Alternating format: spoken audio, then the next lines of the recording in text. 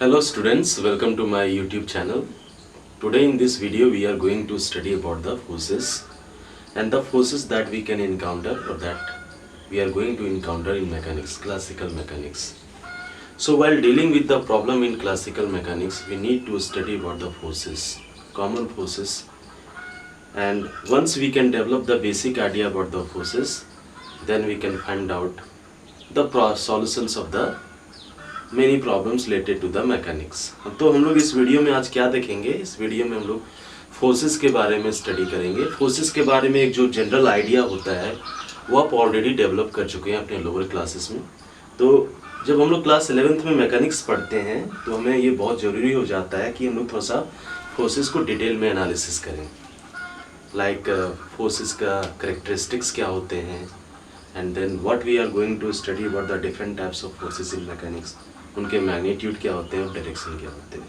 तो आज का जो ये वीडियो है वो डेडिकेट है फोर्सेस के बारे में और कॉमन फोर्सेस इन मैकेनिक्स। तो सबसे पहला जो डेफिनेशन आप लोग स्टडी करते हैं, सबों को मालूम है कि फोर्स क्या होता है, तो हम लोग ऑलरेडी स्टडी कर चुके हैं। सिंपल अगर मैं फोर्स की डेफिनेशन देना चाहूँ तो हम लोग बोलते हैं फोर्स इज अ पुश और pull which tends to change the state of rest और uniform motion of an object. Clear? एक सिंपली पुश या पुल को हम लोग क्या बोलते हैं, force.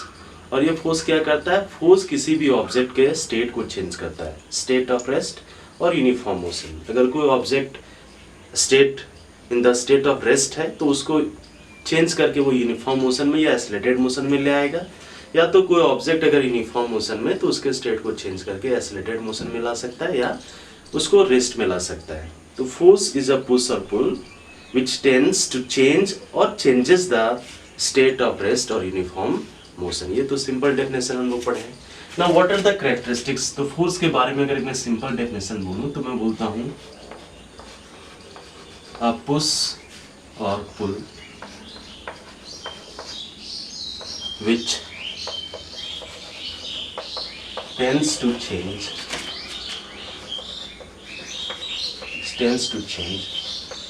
or changes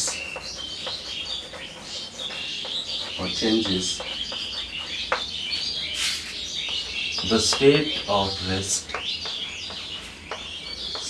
rest or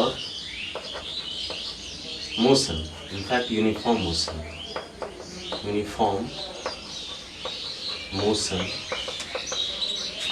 of any object। तो इसको हम बोलते हैं फोर्स। ओके, नाउ फोर्सेस के बहुत सारे इफेक्ट्स होते हैं। What are the effects of forces?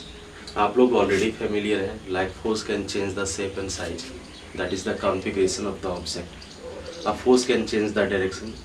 Like this you have studied the effects of forces in your lower classes.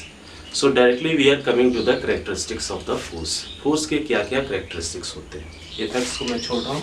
Directly अगर मैं आऊँ कि व्हाट आर द करेक्टरिस्टिक्स और specification of a force. So next जो आपका topic है ये बहुत इंपॉर्टेंट है। What are the characteristics of a force? Characteristics कहने का मतलब करेक्टरिस्टिक्स या बोल सकते हैं या आप बोल सकते हैं specification of a force. For example मैं इस टर्म को और भी थोड़ा सा आप लोग के लिए सिंप्लीफाई करता हूँ। सपोज मैं मार्केट गया और एक कोई भी इलेक्ट्रिकल अप्लायंस खरीदा, like suppose you are buying a mobile और मोबाइल चार्जर और any bulb you are buying from the market.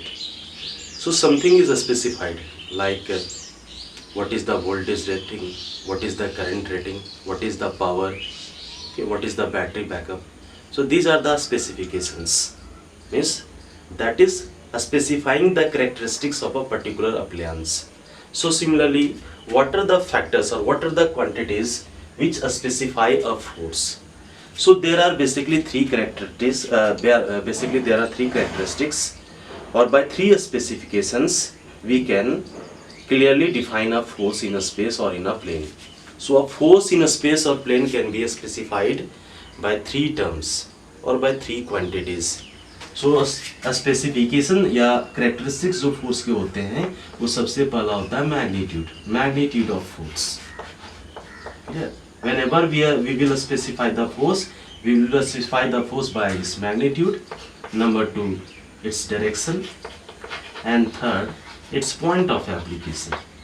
Third is the point of application. Okay. So whenever we are specifying a force, always remember these three things must be specified in your force.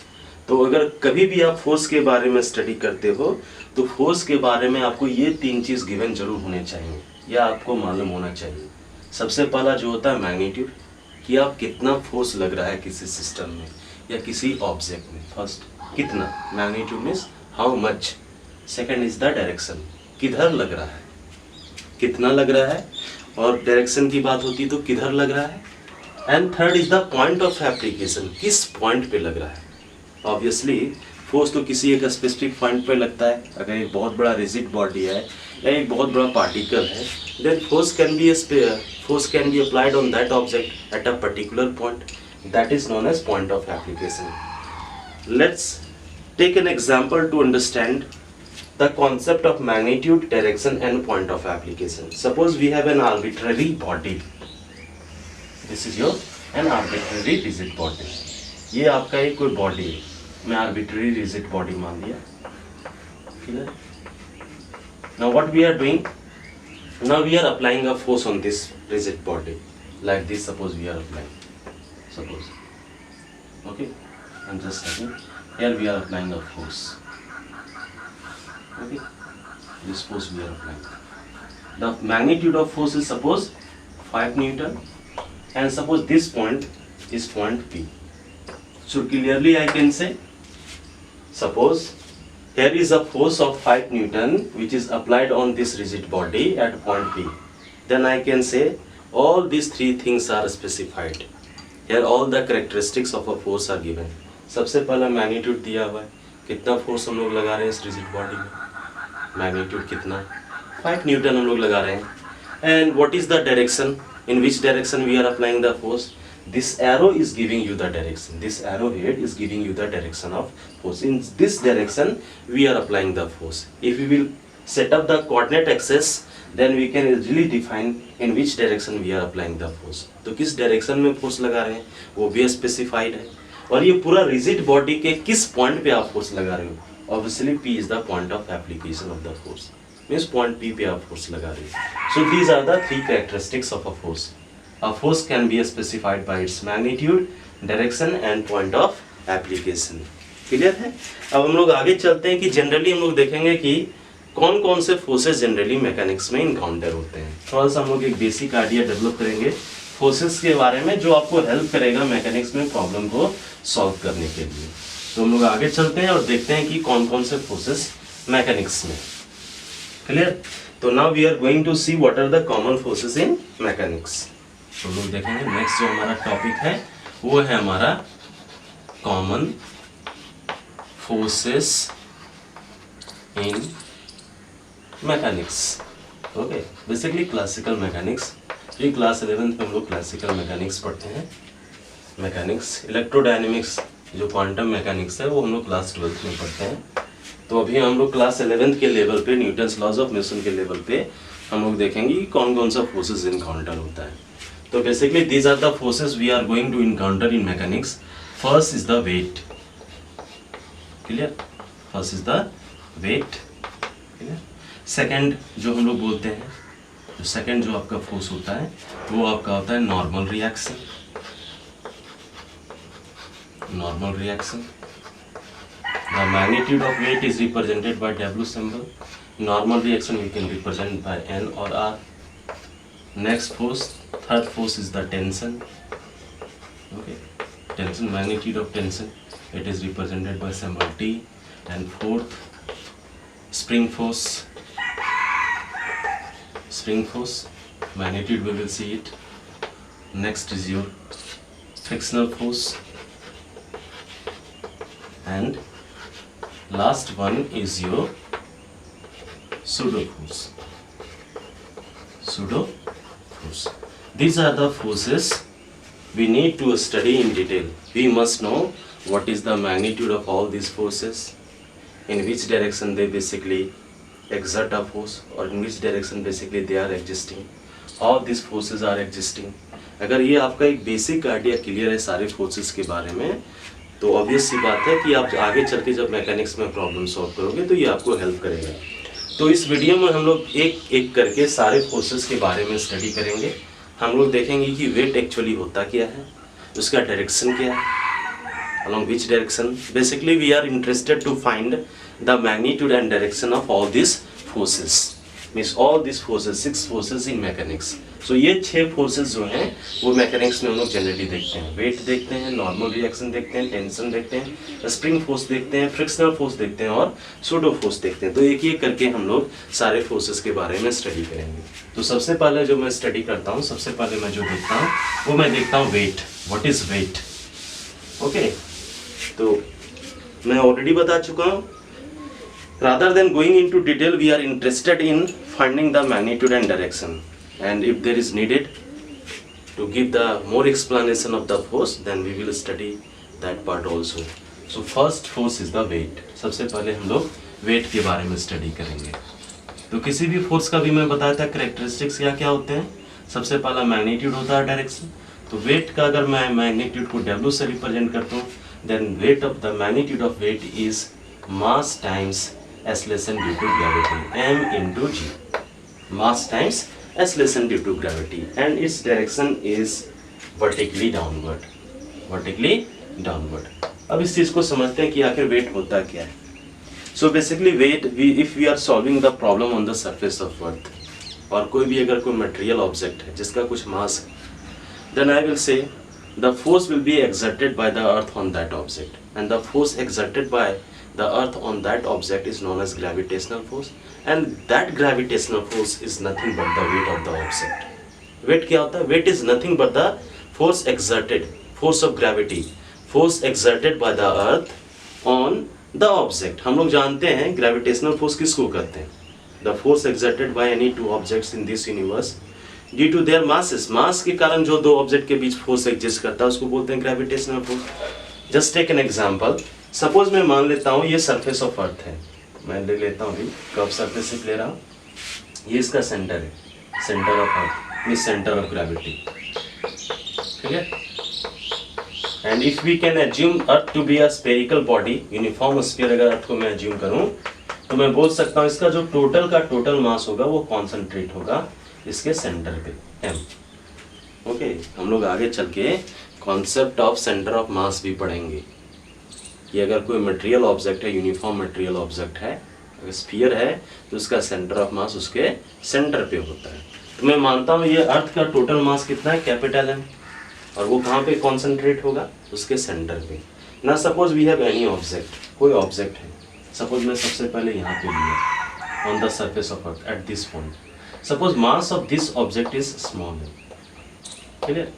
तो हमारे पास क्या हो गया, हमारे पास यहाँ पे दो system है, मेरे पास एक सिस्टम है जिसमें दो ऑब्जेक्ट्स हैं, ये आपका फर्स्ट ऑब्जेक्ट और ये आपका second object, and both are separated by some distance, and this distance must be, और this distance is basically equal to the radius of earth. तो ये दोनों ऑब्जेक्ट एक दूसरे पे क्या लगाएगा, फोर्स लगाएगा due to the mass, that force is known as gravitational force.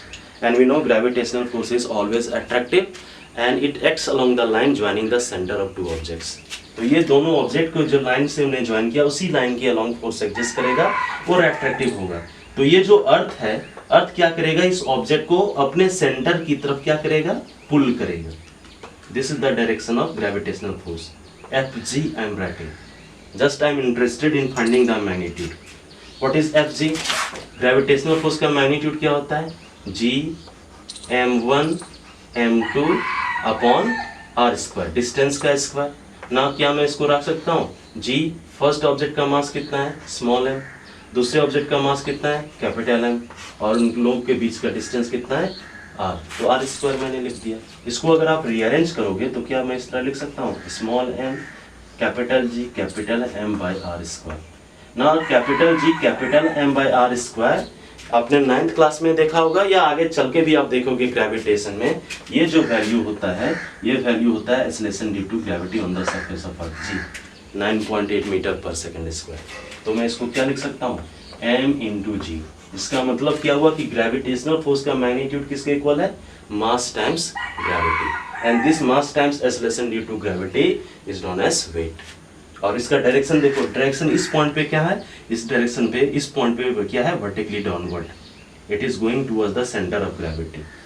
Clear है? अगर ये ऑब्जेक्ट इस पॉइंट पे, तो इसका हॉरिजॉन्टल डायरेक्शन क्या होगा, अलोंग द सरफेस अगर मैं टेंजेंट ड्रॉ करूंगा तो ये हॉरिजॉन्टल डायरेक्शन होगा, एक्स एक्सिस।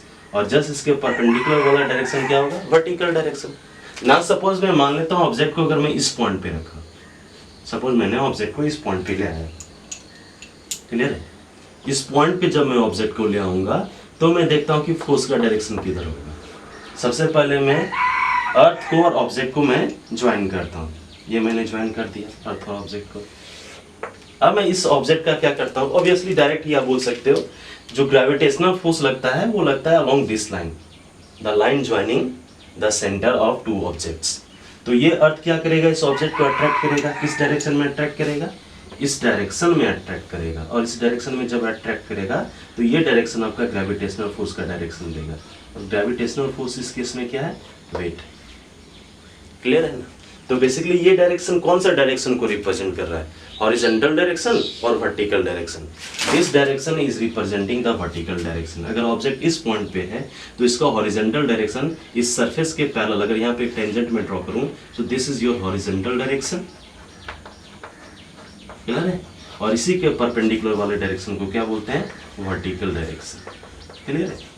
तो आप याद रख सकते हो कि जो ग्रेविटेशनल फोर्स होता है या वेट का जो डायरेक्शन होता है वो एक्चुअली तो towards the centre of gravity होता है, लेकिन अगर आप डायरेक्टली अगर एनालाइज करना चाहो तो आप बोल सकते हो कि ये क्या होता है, vertically downward, in vertical direction.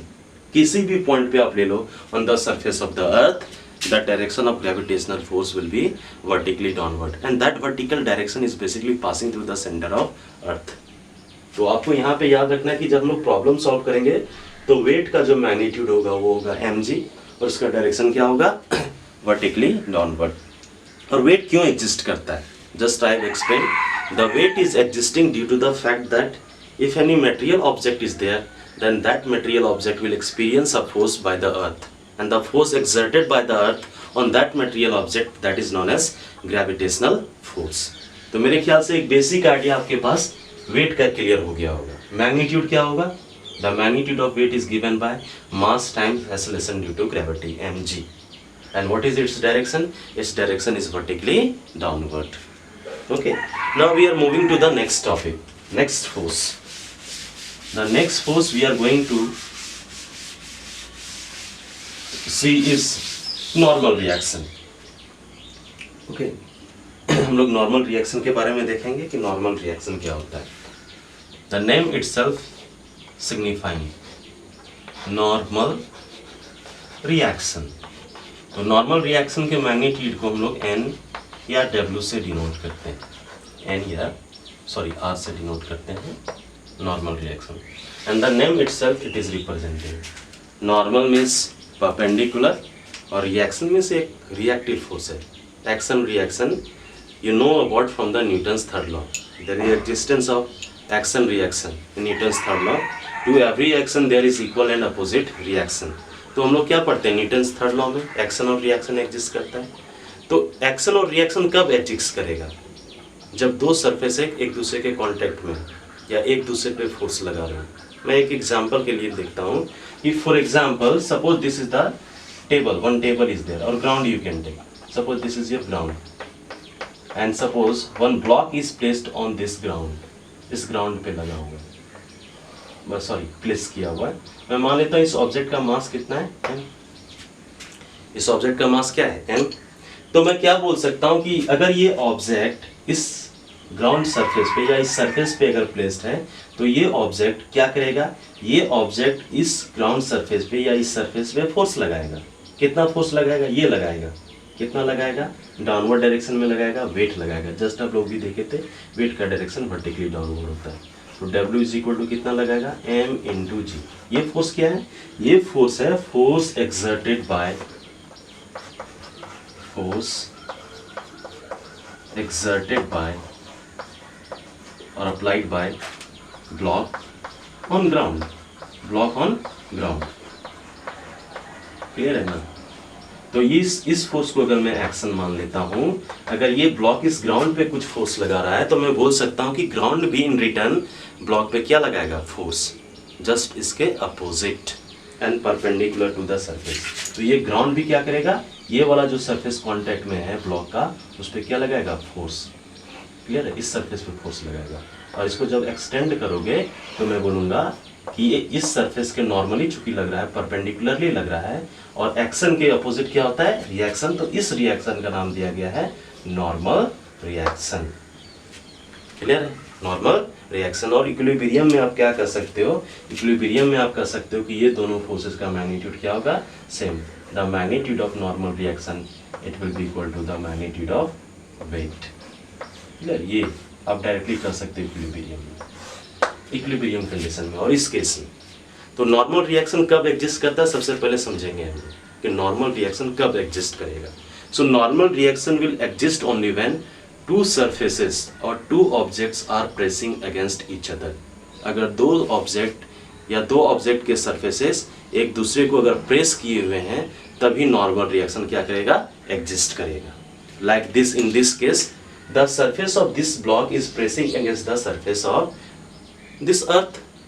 और अगर ये टेबल है तो I can say the surface of this block is pressing against the surface of the table. तो दो सरफेसेस एक दूसरे को क्या हुए, दबाए हुए। और जब दबाए हुए तो एक अगर एक्शन लगा रहा है तो दूसरा क्या लगाएगा, रिएक्शन। और चूंकि नाम नॉर्मल रिएक्शन है, ये रिएक्शन हमेशा दोनों सरफेस के म्यूचुअली क्या लगता है, परपेंडिकुलर डायरेक्शन में। So normal reaction, what we can say about the normal reaction.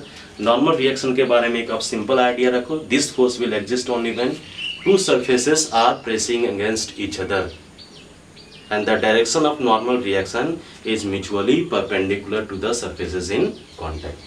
ये एक आपका बेसिक आइडिया है। एंड नॉर्मल रिएक्शन का जो हम लोग मैग्नीट्यूड है, ऐसा कोई फॉर्मूला नहीं है नॉर्मल रिएक्शन का निकालने का भी मैकेनिक्स में, लेकिन नॉर्मल रिएक्शन का वैल्यू हम लोग दूसरे फोर्सेस के टर्म्स में निकालते हैं मैकेनिक्स में। तो ये एक आपका आइडिया आ गया नॉर्मल रिएक्शन का। Now moving to the next force, हम लोग नेक्स्ट फोर्स में मूव करते हैं।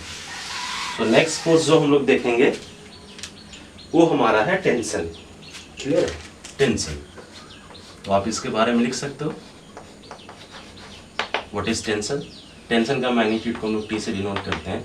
तो हम लोग लिखेंगे this force is developed, this force is developed when a string or a rod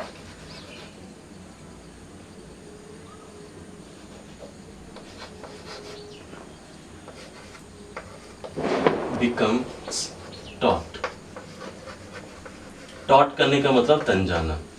clear है ना, ये बेसिकली जो होता है टेंशन फोर्स वो डेवलप होता है किसी भी रॉड या किसी वायर में या किसी भी स्ट्रिंग में। जब वो स्ट्रिंग या वायर किसी टेंशन या किसी लोड के अंदर में, लोड के अंदर करने का मतलब मैं मान लेता हूँ अगर मैं एक स्ट्रिंग लिया और स्ट्रिंग को अगर फ्रीली सस्पेंड कर दिया, then I will say that string is not under any load, but when you will apply some load then what will happen, वो क्या करेगा, वो स्ट्रिंग एक लोड के अंदर में क्या करेगा, उसका जो लेंथ है वो थोड़ा सा स्ट्रेच कर सकता है, maybe there will maybe a stretching. Example लेके मैं बताता हूँ कि सपोज मैं मान लेता हूँ एक मेरे पास ये सीलिंग है, रिजिड सपोर्ट में मान लेता हूँ। मैंने एक स्ट्रिंग लिया, स्ट्रिंग का एक एंड इस सीलिंग से कनेक्ट किया, दूसरे एंड को क्या रखा, फ्री रखा।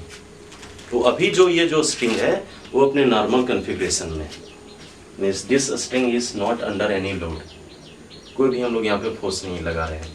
लेकिन क्या करोगे तो ये अपने नॉर्मल अपने एग्जिस्ट लेंथ करेगा, but once you will apply a block है, suppose at the other end of the string you are connecting a block of suppose some mass capital M, then what will happen, this string will become taut, ये एकदम तन जाएगा।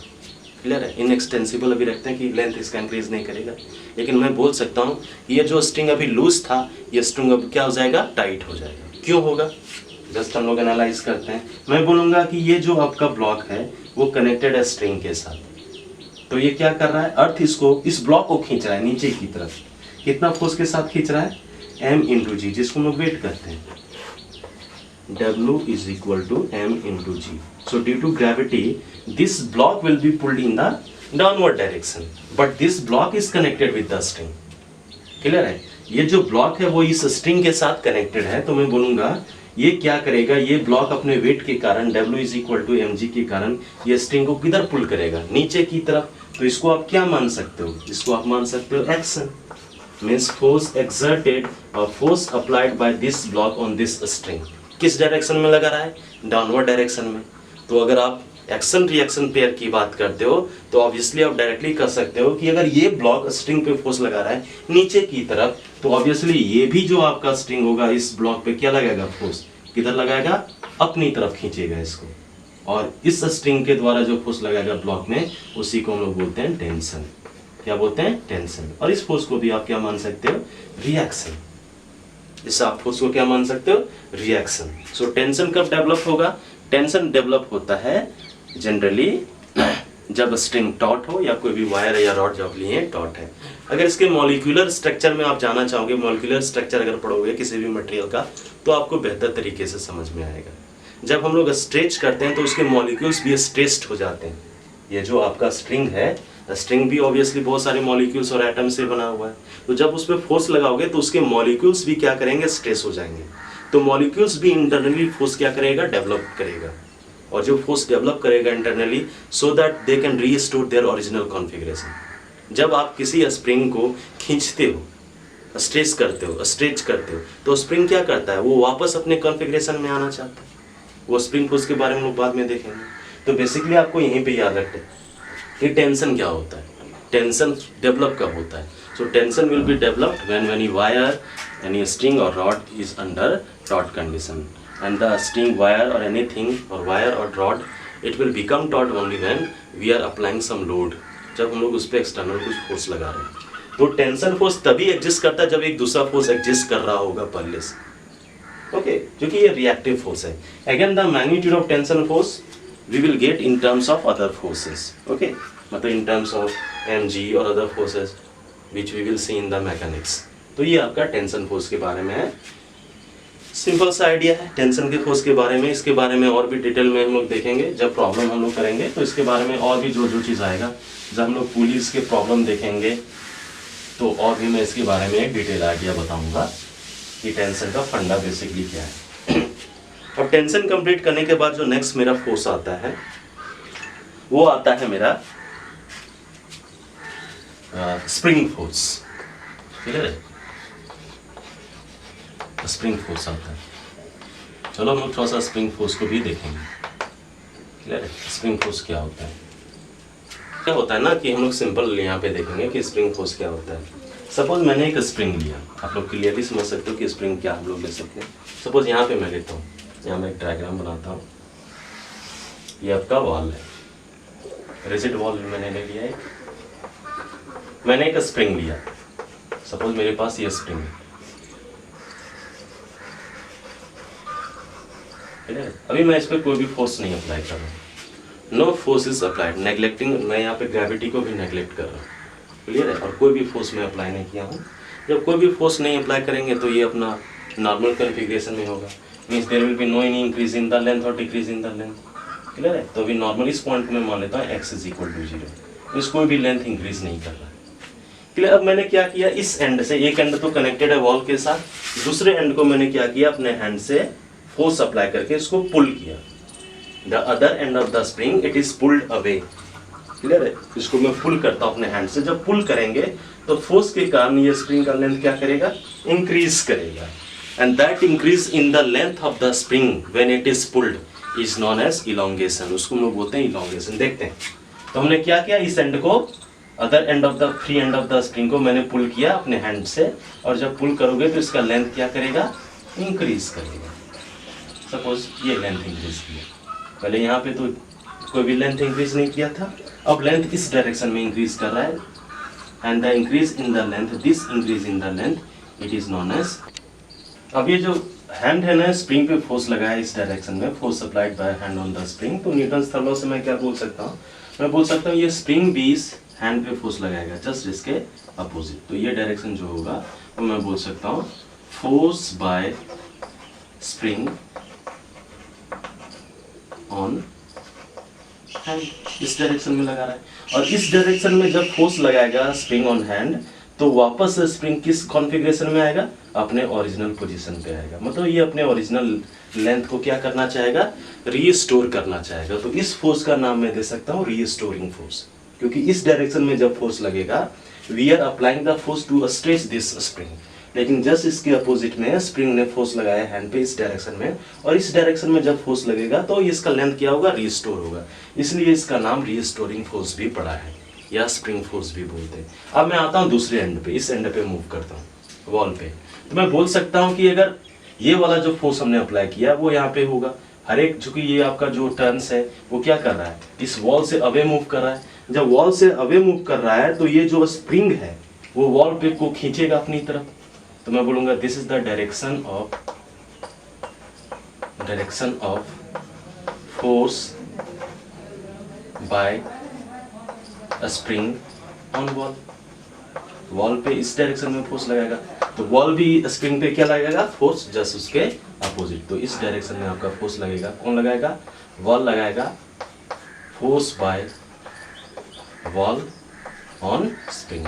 ये आपका first case हुआ, clear है। और इस लेंथ को जो इंक्रीज इन लेंथ हुआ उसको हम लोग बोलते हैं इलोंगेशन। ना मैं क्या किया नेक्स्ट केस में मैं क्या कर रहा हूँ, इसको मैं पुश कर रहा हूँ। मैं इस पॉइंट से इसके ओरिजिनल लेंथ से मैं इसको क्या कर रहा हूँ, पुश कर रहा हूँ। So when you will push this spring in this direction by your hand, then what will happen, there will be decrease in the length of the spring. The decrease in the length of the spring when we push the spring is known as compression. The length will be compressed. So what we can say now, we are in the second case, we are compressing. इस direction में force apply करके मैंने compress कर दिया। कैसे मैंने force apply किया, मैं अपने हैंड से फोर्स अप्लाई किया हूँ। यहाँ पे आप क्लियरली देख सकते हो मैंने क्या किया, अपने हैंड से फोर्स मैंने अप्लाई किया। ओके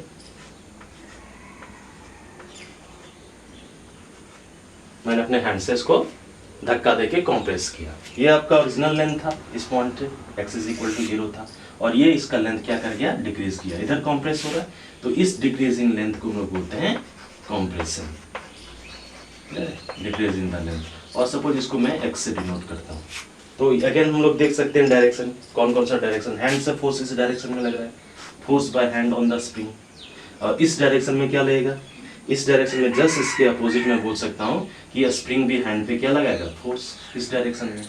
तो ये आपका डायरेक्शन किसका फोर्स का बता रहा है, this is the direction of force by hand on spring. और ये वाला जो एरो आपका बता रहा है जस्ट इसके अपोजिट एक्शन रिएक्शन की अगर मैं बात करता हूँ तो मैं बोल सकता हूँ force by spring on hand. Now come to the wall, यहाँ पे इस पॉइंट पे अगर मैं आऊंगा, मैं इधर से कंप्रेस कर रहा हूं तो हर एक टर्न एक दूसरे को कंप्रेस करेगा, करते जाएगा। और ये वाला जो टर्न है which is near to the wall, ये भी फोर्स लगाएगा, किस पे लगाएगा, ये लगाएगा वॉल पे। किस डायरेक्शन में, इस डायरेक्शन में फोर्स लगाएगा। So this is the direction of force by spring on wall, spring on wall. तो फोर्स बाय मैं बोल सकता हूँ स्प्रिंग ऑन वॉल। तो वॉल पे अगर ये फोर्स लगा रहा है तो वॉल भी इस पे फोर्स लगाएगा जस्ट इसके अपोजिट इस डायरेक्शन में। तो मैं बोल सकता हूँ न्यूटन्स थर्ड लॉ अप्लाई करो तो मैं बोल सकता हूँ force bye wall on spring. Clearly मैं बोल सकता हूँ। ये आपका कंप्लीट एनालिसिस है आपका स्प्रिंग फोर्स का।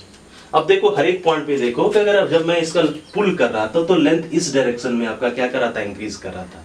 और स्प्रिंग फोर्स इस पॉइंट पे देखो जो रिस्टोरिंग फोर्स लग रहा है वो इसके क्या जस्ट अपोजिट। यहाँ पे देखो इस पॉइंट पे जब मैं इधर इसको पुश कर रहा था कंप्रेशन इस डायरेक्शन में हो रहा था टुवर्ड्स द लेफ्ट, और ये जो हैंड पे फोर्स लगा रहा है स्प्रिंग रिस्टोर करने के लिए, रिस्टोरिंग फोर्स वो किधर है, टुवर्ड्स द राइट। तो दोनों केसेस में हम लोग क्या देख रहे हैं कि इलोंगेशन और रिस्टोरिंग फोर्स, कंप्रेशन और रिस्टोरिंग फोर्स एक दूसरे के क्या है, अपोजिट है।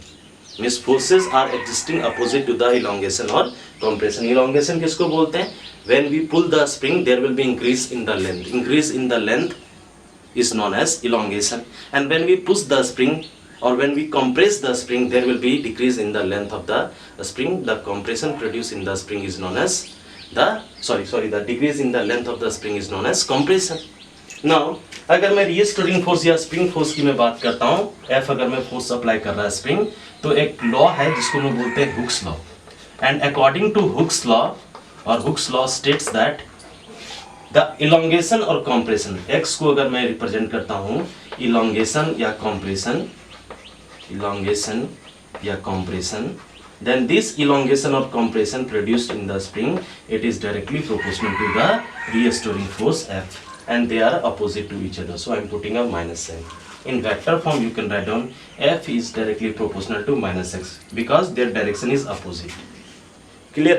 Now अगर मैं इसको सॉल्व करूं तो मैं बोल सकता हूं F is equal to एक proportionality constant minus k into x दूंगा. अगर मैं सिर्फ मैग्नीट्यूड की मैं बात करता हूं तो सिर्फ मैग्नीट्यूड होगा F is equal to kx, और ये F जिसको हम लोग स्प्रिंग फोर्स बोलते हैं या रीस्टोरिंग फोर्स बोलते हैं, वो x के क्या होगा, अपोजिट होगा. तो हुक्स लॉ कहता है कि द इलोंगेशन और the compression, you can write down the elongation और compression produced in a spring is directly proportional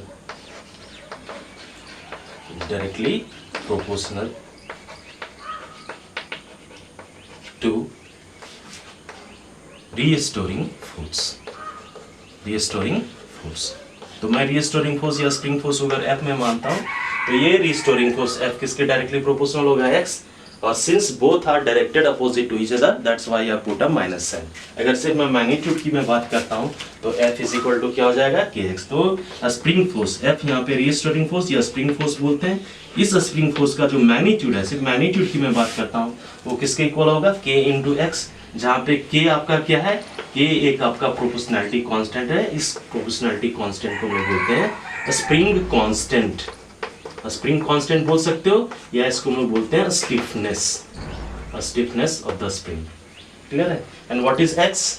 x is known as elongation और कंप्रेशन, डिक्रीज इन लेंथ और increase in length when we are applying external force to the spring. तो ये आपका magnitude हो गया. Direction क्या होगा, f और x का डायरेक्शन एक दूसरे का क्या है, अपोजिट. अगर स्प्रिंग खींच रहा है तो रिस्टोरिंग फोर्स उसके जस्ट अपोजिट होगा. अगर स्प्रिंग कंप्रेस हो रहा है तो रिस्टोरिंग फोर्स जस्ट उसके अपोजिट होगा. ये आपको ध्यान में रखना है. तो ये all about the spring force हो गया. ना थोड़ा सा और भी इसको हम लोग डिटेल में एनालाइज करते हैं. मेरे पास जो फॉर्मूला आया, मेरे पास फॉर्मूला क्या आया है, F is equal to k into x. अब देखो यहाँ पे मेरे पास जो आया है, मेरे पास कितना है, F is equal to, magnitude की मैं सिर्फ बात करता हूँ स्प्रिंग फोर्स का, k इंटू एक्स.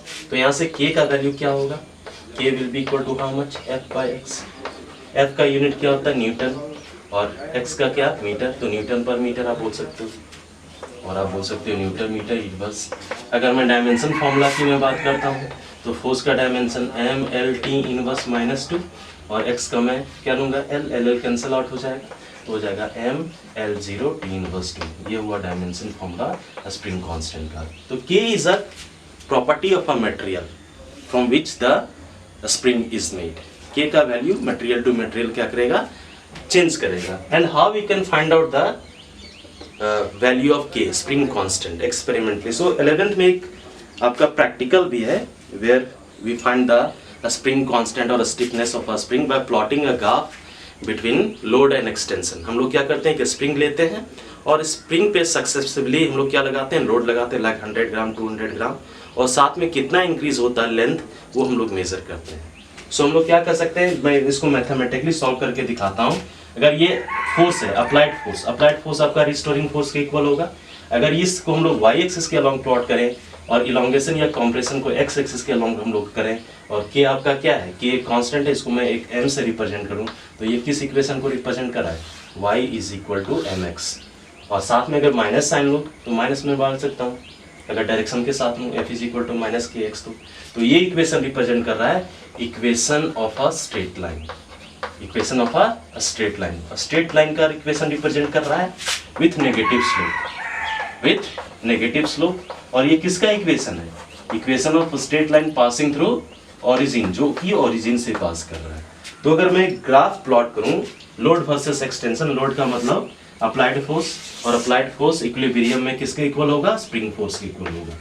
तो सपोज मैं x इधर पॉजिटिव लूँ तो इस पॉजिटिव डायरेक्शन को इंक्रीज इन लेंथ को हम लोग क्या बोलते हैं, इलॉन्गेशन, और इधर जो डिक्रीज इन लेंथ होता है इसको हम लोग क्या बोलते हैं, कॉम्प्रेशन। नेगेटिव एक्स एक्सिस में अगर मैं चूज करूँ, और अगर मैं ग्राफ की बात करता हूँ, ये आपका अप्लाइड फोर्स F है, क्लियर है, तो यह स्प्रिंग फोर्स F है। तो अगर आप ग्राफ प्लॉट करोगे तो कैसा कर्व आएगा, straight line passing through origin, clear है, ऐसे कुछ ग्राफ आएगा, क्लियर है, आप ले सकते हो।